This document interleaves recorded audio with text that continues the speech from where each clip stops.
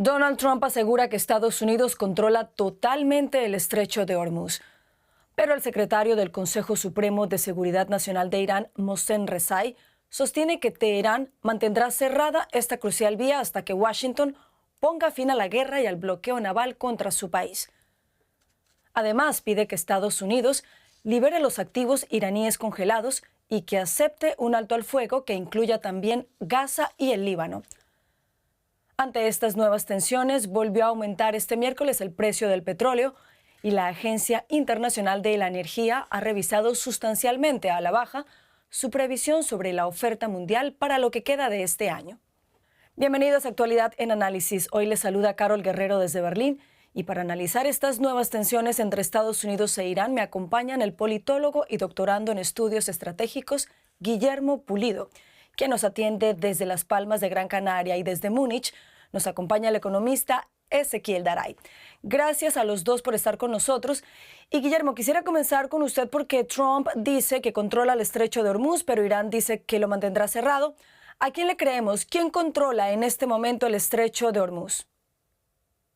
Pues digamos que está medio abierto, medio vacío, en el sentido que es verdad que Estados Unidos puede escoltar algunos buques en la parte sur del estrecho de Hormuz y puede haber cierto tránsito. Se calcula que aproximadamente 1 millón de barriles de petróleo al día pueden salir en petroleros más pequeños para luego descargar en petróleos más grandes y dirigirse a los mercados mundiales.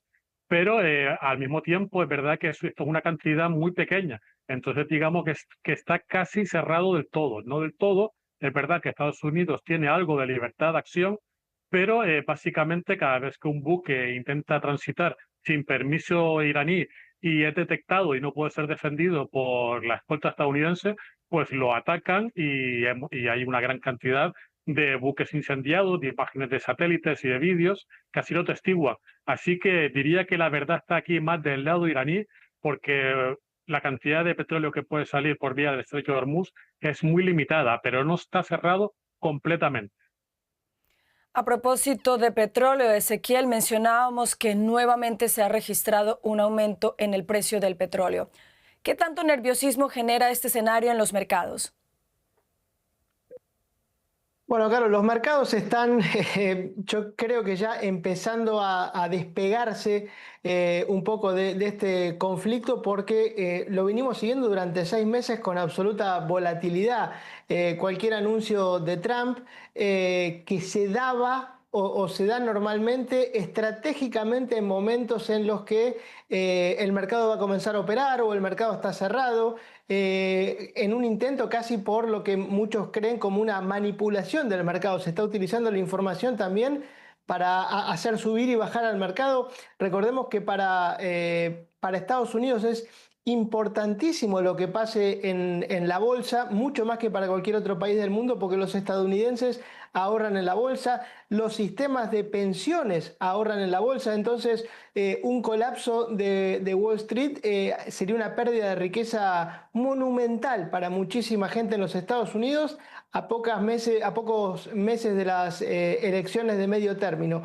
Y respecto del petróleo, está todavía en un rango por debajo de los $90 el Brent, en un rango mucho más tranquilo que lo que eran los $100, obviamente muy por encima de los 60 que teníamos antes del conflicto, y va a ir buscando su equilibrio. No está tan volátil como antes, pero hay que tener en cuenta que va a ser un equilibrio más elevado que el momento previo al conflicto, entre otras cosas porque, como decían, se redujo la oferta de petróleo y además tengamos en cuenta que los países usaron gran cantidad de sus reservas que va a haber que reponer progresivamente, con lo cual la demanda de petróleo también va a seguir firme. Guillermo, en medio de este cruce de declaraciones entre ambas partes, Irán y Estados Unidos no descartan por completo las negociaciones, pero ¿realmente se puede alcanzar algo por esta vía?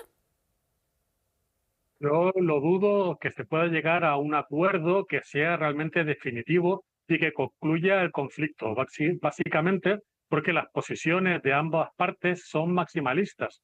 Por un lado, tenemos a Estados Unidos, que ha insistido en vincular todo lo que está ocurriendo en el Golfo Pérsico con la cuestión del asunto nuclear. También se está hablando que tendría que documentarse el asunto de los misiles balísticos, aunque he retirado parte de estas demandas. Desde luego también tenemos la otra parte, que es el lado iraní, que el gobierno actualmente ha sido copado por la línea dura de Irán y está haciendo unas posturas realmente inaceptables por parte del gobierno estadounidense. Están pidiendo que se levanten las sanciones, que se descongelen activos congelados económicos, que se levante el bloqueo e incluso que se retiren las bases estadounidenses de la región y se resuelvan los conflictos, ya no solamente de Líbano, sino también el de Yemen e incluso la cuestión de las milicias proiraníes en Irak. Es decir, que Estados Unidos acceda, es decir, ceda en estas cuestiones es realmente inaceptable. Por tanto, yo más bien diría que se podrían llegar a acuerdos tácitos entre ambas partes de dejar pasar cierta quizás cantidad de petróleo, pero probablemente estemos en una vía que se seguirán disparando misiles de manera indefinida. Por tanto, la cuestión de un acuerdo diplomático sería temporal y no iría a la raíz del conflicto, como vimos hace meses que se firmó un alto el fuego e inevitablemente pues volvimos otra vez a los combates. Y creo que esta sería la dinámica indefinida, no sabemos cuánto tiempo, pero que va a ser estructural en la región, por lo menos durante un tiempo considerable en el futuro. Ezequiel, tú nos recordabas que estas tensiones entre Estados Unidos e Irán se vienen registrando desde hace ya casi 6 meses. Lo que nos querías decir hace unos minutos es que ya se están adaptando los mercados a esta realidad, están aprendiendo a convivir con esta situación de tensiones y de guerra entre Estados Unidos e Irán.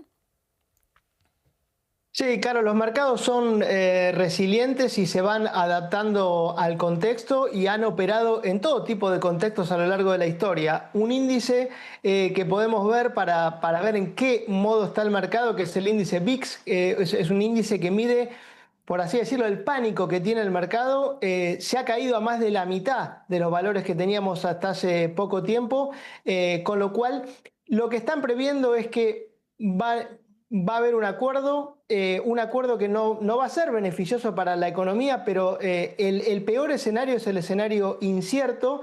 El mercado lo que está tratando de decir es, bueno, pónganse de acuerdo con algo, denme el escenario en el que voy a operar y a partir de ahí yo opero. Pero este escenario de que se abre, que se cierra, que uno dice una cosa, que otro dice otra, es el peor para el mercado. Tengamos en cuenta también que más allá del precio del petróleo, las bolsas hoy se están moviendo por otros temas, por los temas de inteligencia artificial, por el tema del endeudamiento de los países, que es casi mucho más importante que lo que está ocurriendo en Hormuz. Esto afecta mucho al mercado, pero el mercado ya cotizó o ya está cotizando en sus precios esta incertidumbre, y cuanto antes se termine mejor. Seguramente vamos a tener un acuerdo en el cual o muy probablemente se cobre un peaje por pasar por el estrecho de Hormuz. Quiere decir que los productos van a ser más caros. También tengamos en cuenta que hoy son más caros porque las navieras, las muy poquitas, como decía Guillermo, que están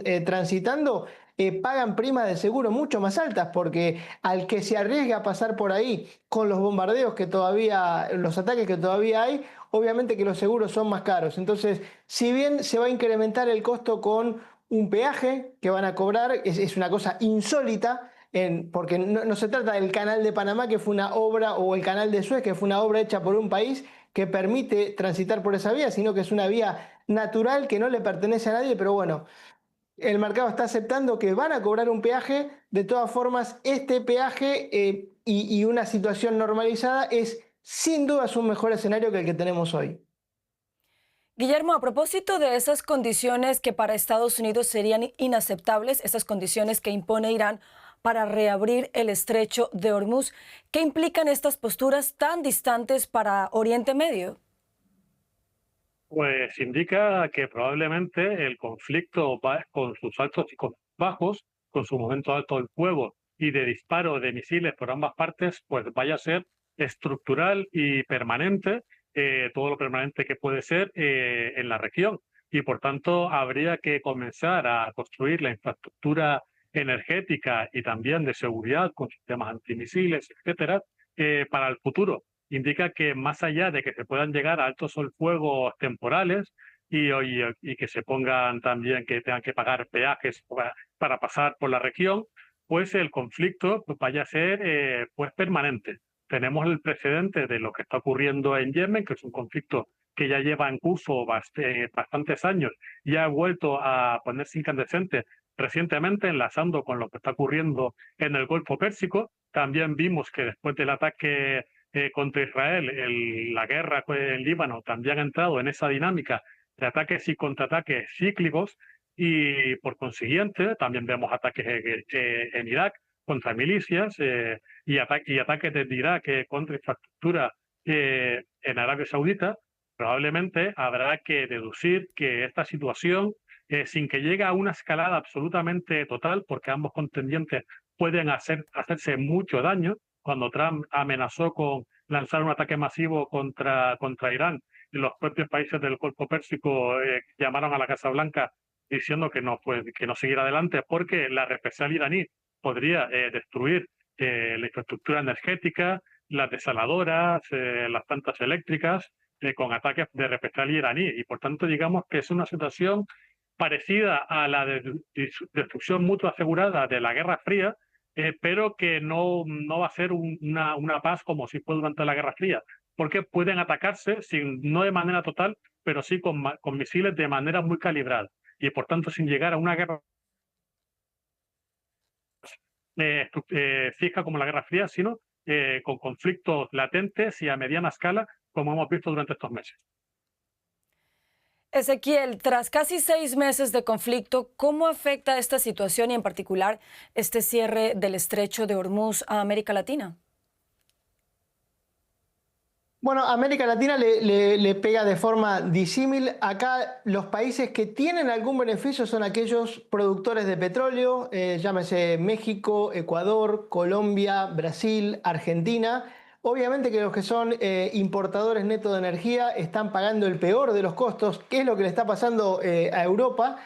Pero ningún país está teniendo un efecto realmente positivo porque más allá de que algunos tienen el beneficio de poder exportar petróleo a mayor valor o que algunos commodities hoy que son producto de la exportación de América Latina estén en valores más altos, pero tengamos en cuenta que en todos los países aumentó el combustible porque el combustible, el refinado, es un commodity y tengamos en cuenta también que más allá de que ha bajado el petróleo, hay un gran problema de refino en el mundo y por eso no baja el precio del combustible. Aquí en Alemania estamos con 2,20 el litro, a pesar de que el petróleo está por debajo de los $90 y no va a bajar, haga lo que haga el gobierno alemán. Bueno, en Latinoamérica también le está pegando, primero por el lado del aumento de los combustibles que aumenta los costos, incluso los costos de producción. Tenemos países muy grandes como Argentina, México, Chile, en los cuales las mercaderías se transportan por tierra y todo esto aumenta obviamente los costos y también el costo principal es el de los fertilizantes. La urea, que gran parte de la urea proviene del Golfo, ha aumentado de 400 a 700 dólares, con lo cual es un aumento prácticamente del 80%, y esto es letal, tanto para las cosechas, para la producción de alimentos, y obviamente produce encarecimiento de los alimentos en góndola. Con lo cual, Carol, el beneficio que pueden tener algunos países se diluye completamente. A nadie le sirve este conflicto, mucho menos a las grandes potencias como Estados Unidos o China. Ezequiel, pero en este contexto, ¿es posible encontrar en algún momento una alternativa al estrecho de Hormuz para no depender tanto de lo que ocurra en esa conflictiva región? Yo creo que el mercado, como te digo, siempre aprende y va a aprender de este conflicto, que no puede la economía del mundo depender de tal manera de una zona de conflicto tan importante, una zona tan inestable, que, como decía Guillermo, en cualquier momento se puede volver a encender. No puede ser que gran parte de los fertilizantes, que el 20% del petróleo, que prácticamente una gran cantidad del gas que produce el mundo, porque Qatar ahí es el gran productor de gas, dependa del estrecho, con lo cual va a llevar mucho tiempo, porque estas adaptaciones no son fáciles. Llevan años encontrar canales alternativos, construir oleoductos, buscar otras alternativas y, por ejemplo, hay un plan en la Argentina para construir una gran planta de fabricación de urea.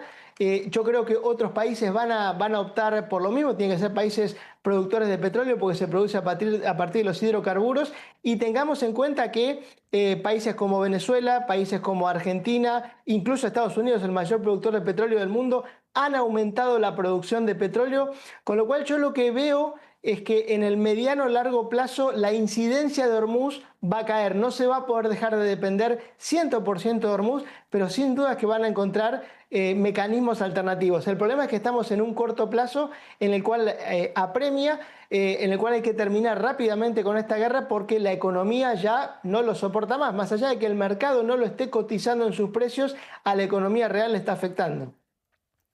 Guillermo, de hallarse una vía alterna al estrecho de Hormuz, ¿rebajaría esto las tensiones en Oriente Medio y en particular las tensiones entre Estados Unidos e Irán? Pues paradójicamente podría decirse que sería lo contrario, lo que mantiene la situación sin que llegue a una guerra total, pero que tampoco se pueda acordar una paz estructural y permanente, es el daño económico masivo que ambas partes pueden causarse de manera simultánea. Dentro de unos años, si se consigue construir la suficiente cantidad de oleoductos que permitan prescindir del estrecho de Hormuz, ya sea a través de Fujairah en Emiratos Árabes o porque se incremente mucho la capacidad de exportación de Arabia Saudita a través del Mar Rojo, digamos que eso daría libertad de acción al bando estadounidense y de los países enemigos de Irán en el Golfo Pérsico, o que quieran espolear un ataque contra los iraníes, ya no temerían la represalia por parte de Irán. Y de manera paradójica, ese aumento en la seguridad económica liberaría la capacidad de acción militar para intentar buscar una acción resolutiva. Evidentemente, esto no solamente depende de encontrar vías alternativas para exportar esas materias primas, sino también que dentro de unos años, cuando se termine esa infraestructura, también lo hagan las defensas antimisiles y antidrones que puedan desplegarse. Porque evidentemente puedes construir nueva infraestructura, pero Irán podría atacarla. Pero si dentro de 3 años se ha multiplicado la capacidad antimisil y antidrón y se puede defender de manera eficaz esa infraestructura, entonces ahí sí esa situación de daño mutuo masivo asegurado se rompería y por tanto se podría atacar a Irán con libertad de acción de manera masiva. Pues seguiremos monitoreando estas tensiones entre ambas partes y por supuesto también la situación allí en el estrecho de Hormuz. Politólogo Guillermo Pulido, economista Ezequiel Daray, gracias a los dos por habernos acompañado en este análisis. Gracias.